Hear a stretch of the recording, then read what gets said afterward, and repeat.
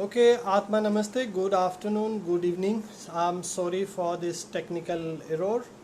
Uh, my gadget has given some problem. So I'm going live for the session of today, mythological series, Lord Ram के अवतार के ऊपर. So welcome you again to this series of mythological study of 10 अवतार. सो आज हम लोग Lord Ram के life के ऊपर बात करने वाले थे like okay thank you I hope Pallavi ji can you just give me if my audio video is okay okay fine thank you so Ram का मीनिंग जैसे हम लोग in special in Hinduism Ram is suppose to be the हर जगह हर part में उनका नाम आता है. Now the word Rama means Ra means the light and Ma means the body और the mass. So the light in the body is basically soul. इसीलिए जब कोई डेथ होता है तो हम बोलते हैं राम नाम सत्य है. मीन्स द बॉडी एक दिन न एक दिन मरेगा और जो सत्य है, जो ट्रूथ है, जो कभी नहीं मिटेगा, वो है राम और the soul with in.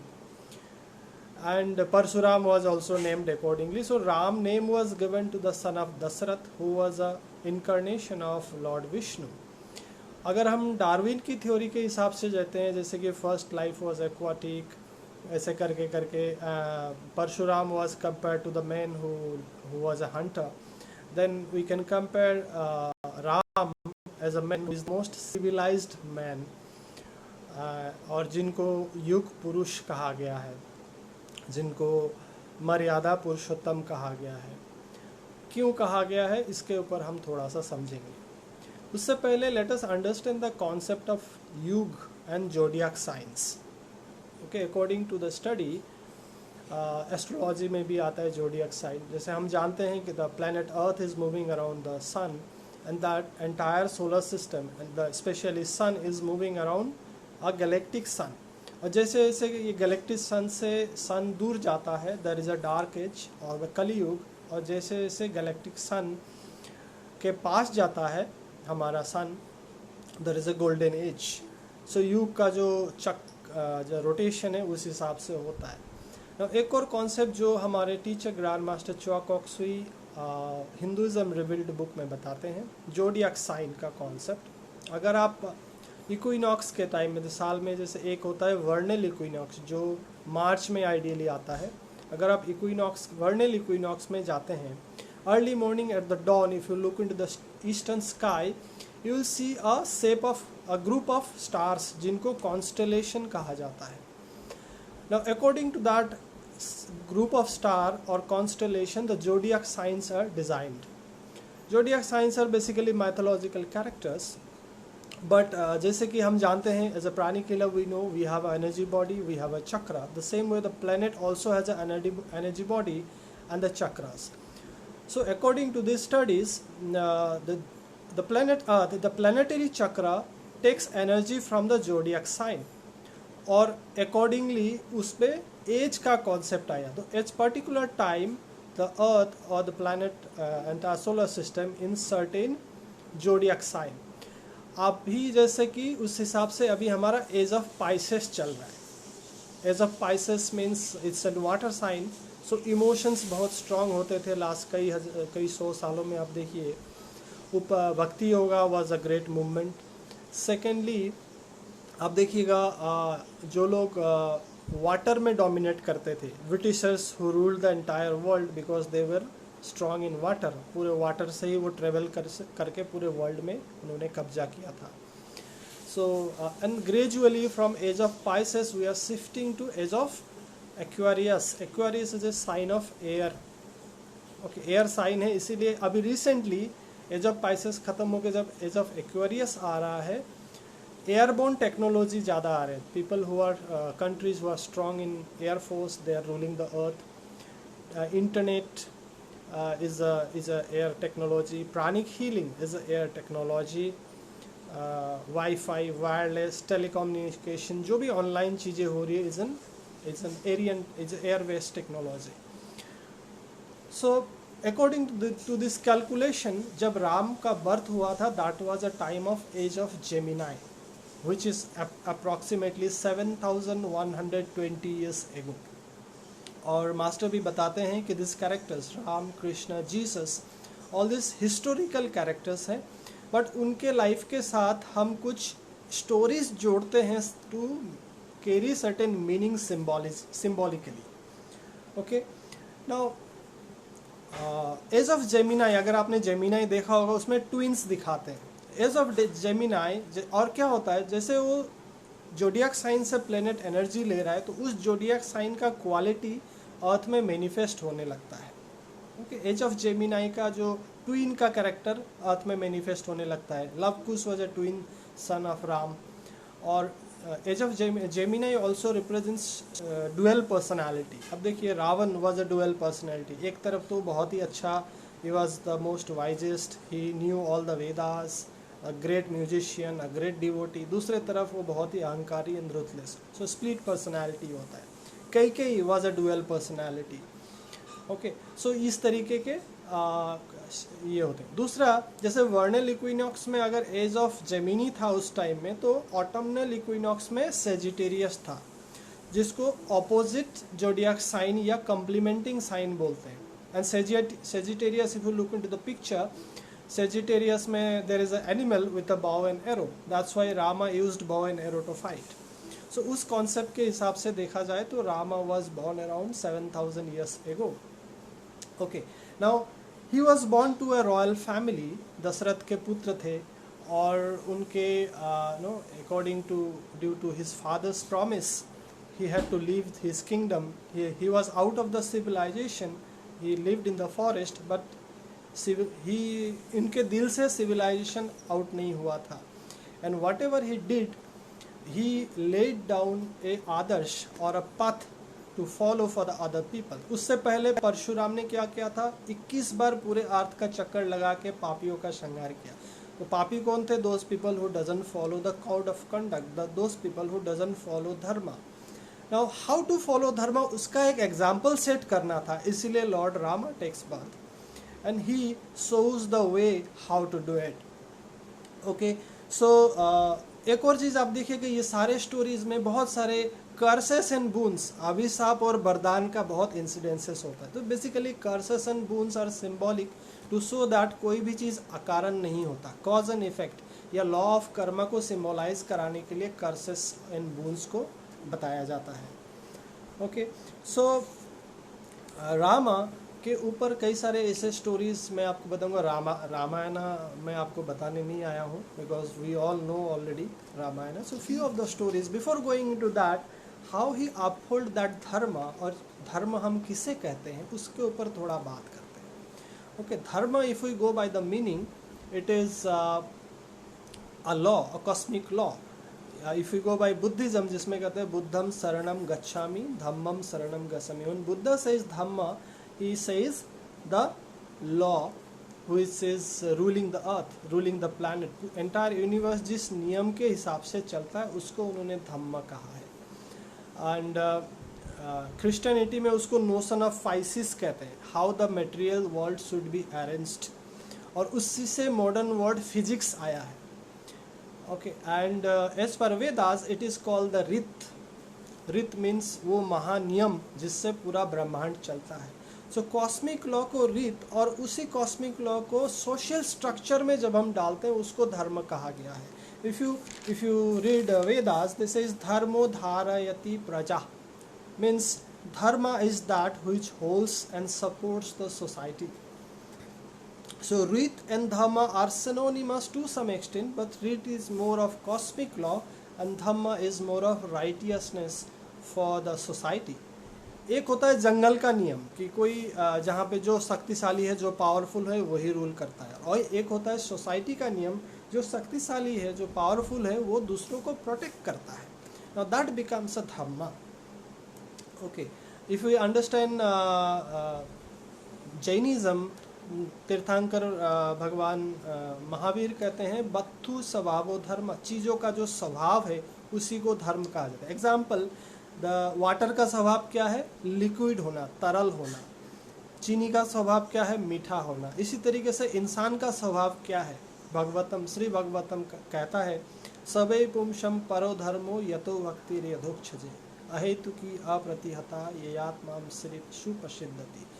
Meaning is the dharma for human is to love, और इसी लव से, लव का हायर रिफाइंड एनर्जी है भक्ति, compassion, Karuna, caring. Okay, now one more reason why these Homo sapiens who survived, आप जानते होंगे if you study science little bit, सात आठ तरीके के इंसान के वैरायटी थे पहले, उसमें से खाली होमो सेपियंस सर्वाइव किया, बाकी सर्वाइव नहीं किए. And because humans, homo sapiens starts living, forming society, forming civilization, they start helping each other, they start taking care of each other in need or in emergency. So ये जो दूसरों को care करने का tendency है, help करने का tendency है, लव का टेंडेंसी है, ये इंसान को बाकी चीज़ों से आउटस्मार्ट कराता है और ग्रो कराता है. सो प्रेम हमारा स्वभाव है, और Vishnu, Lord Vishnu is that representation of the love aspect of God. As we see in great invocation, Brahma, Vishnu, Maheshwar, Trimurti, light, love and power का symbolism है. And it is the love that nurtures, sustains the world. Krishna Mahabharata में कहते हैं कि अगर धर्म एक tree है तो उसका जो जड़ है, वो रूट है, वो है करुणा और the compassion. And the branches are the promises or the vows that we make. So इसलिए वो बोलते हैं कि branches आप तोड़ भी सकते हैं. अगर आपके पास कॉन्फ्लिक्ट हो कि आपको रूट बचाना है कि ब्रांच बचाना है, तो you can leave the branch and you can save the root at least. और वो कृष्ण ये भी कहते हैं भगवत गीता में कि शस्त्रधारियों में मैं राम हूँ. मतलब among the people who carries weapon I am Ram. Why is saying that? Basically Rama is the person who is full of compassion in his heart, and जिसके हृदय में प्रेम हो, करुणा हो, वही अस्त्रों का सही उपयोग कर सकता है, और जिसके हृदय में कठोरता हो वो अस्त्रों का उपयोग नहीं करता, शस्त्र अस्त्र उसका उपयोग करते हैं. This is another aspect. Okay, now let's go to few stories. Okay, Ramayan एक त्याग की महागाथा है. कुछ लाइंस और स्टोरीज मैं तुलसीदास रामायण से लिया हूँ, जिसमें मतलब ये एक जीवन जीने की उत्तम शिक्षा देता है. कैसे? छोटे छोटे एग्जाम्पल्स देते हैं. जैसे कि पिताजी की आज्ञा लेके वो राम जी वनवास जाने के लिए तैयार हुए. सीता somehow convinces राम की I also go with you. Lakshman also convinces Ram. Lakshman takes permission from Kaushalya, और वो उर्मिला के पास जाते हैं, और मन में संकोच होता है कि उर्मिला को कैसे कहें, और जाके देखते हैं कि उर्मिला आरती की थाली लेके खड़ी है. पहले से वो भाप लेती है कि अपने हस्बैंड के मन में क्या संकोच है, और पहले से वो संकोच को सॉल्व करती है. And this is what is real dharma of spouses towards each other, to take them out of the conflict. And Urmila ने भी बराबर 14 साल तपस्या किया उस मायने में. और जब राम लक्ष्मण सीता वनवास जा रहे थे, चित्रकूट पर्वत पार होके जा रहे थे, और वहाँ की रास्ते बहुत कटीली थी, लंबे लंबे कांटे राम के पैर में चुभते हैं. तो वो उन कांटों को, उन पेड़ों को और धरती माँ को प्रणाम करके बोलते हैं, माता मेरी एक प्रार्थना है, क्या आप सुनेंगी? तो स्टोरी कहता है कि धरती माँ से आज्ञा करिए प्रभु कि जब अगर भरत इस रोड से आए मुझे ढूंढने के लिए, तो आप ये कांटे और पत्थर अपने आंचल में छुपा लेना, उसके पैर में चुभने ना पाए. तो धरती माँ पूछती है कि क्या भरत आपसे ज़्यादा सुकुमार है, उसको आपको लगता है उनको ज़्यादा तकलीफ़ होगी? उधर नहीं, कांटा चुभने का तकलीफ़ नहीं है, उनको इस बात से तकलीफ़ होगी कि मेरे राम भैया भी इसी रोड से आए होंगे और उनके पैर में भी कांटा चुभा होगा, और इस पेन से उनके दिल को तकलीफ़ होगी. तो ये एक इस तरीके का एहसास को रिप्रेजेंट करता है. चारों भाइयों ने जो एक प्रेम, एक जो कोहैबिटेशन, एक हेल्पिंग और एक जो रेस्पेक्ट का एग्जाम्पल सेट किया है, दैट इज फेनोमेनल, अद्भुत है, अद्वितीय है.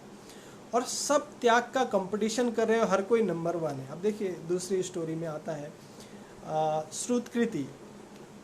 एक बार रात को कॉरिडोर में टहल रही है, अचानक कौशल्या को पता चलता है और पूछती है जाके कि क्या हुआ श्रुतकीति। श्रुतकीति शत्रुघ्न की बीबी, सबसे छोटी, क्या हुआ, तुम सो नहीं रही हो?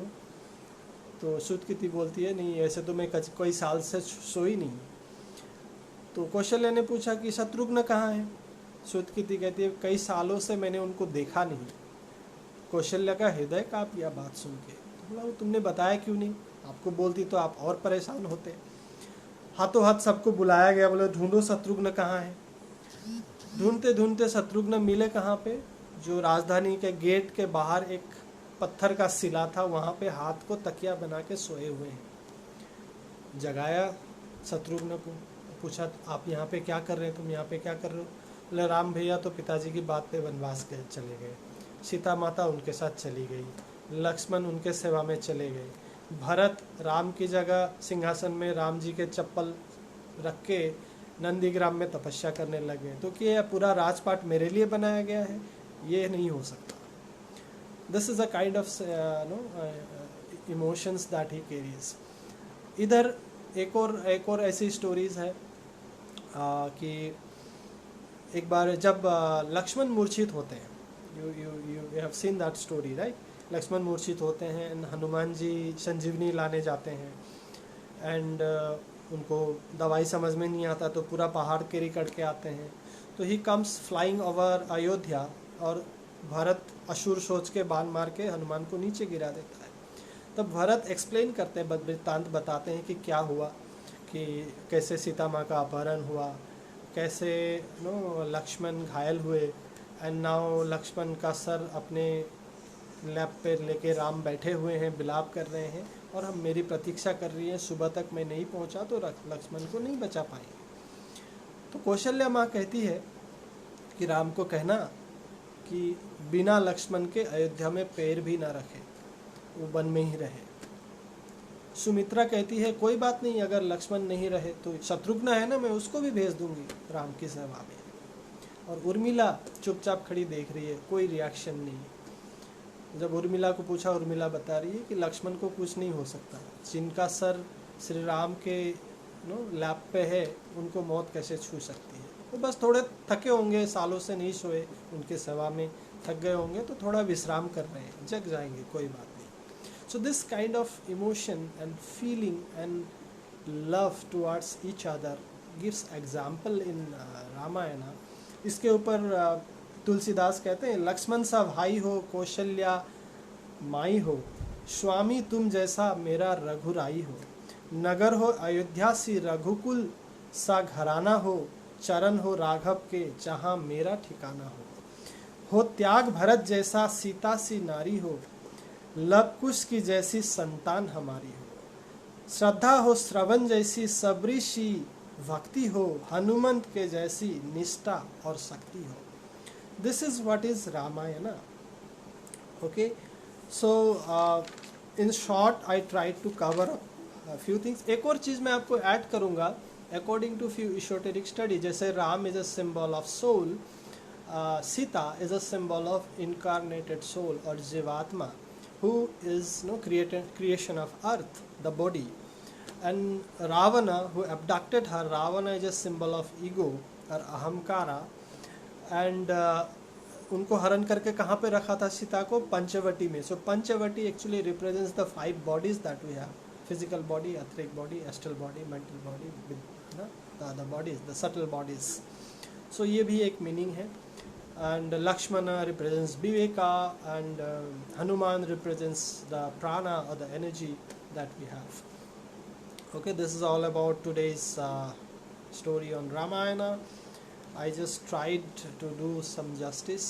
I don't know how far am I successful. Please share your views, and we'll come up with next video on the life of Krishna. Thank you for watching. Atma Namaste. Good night.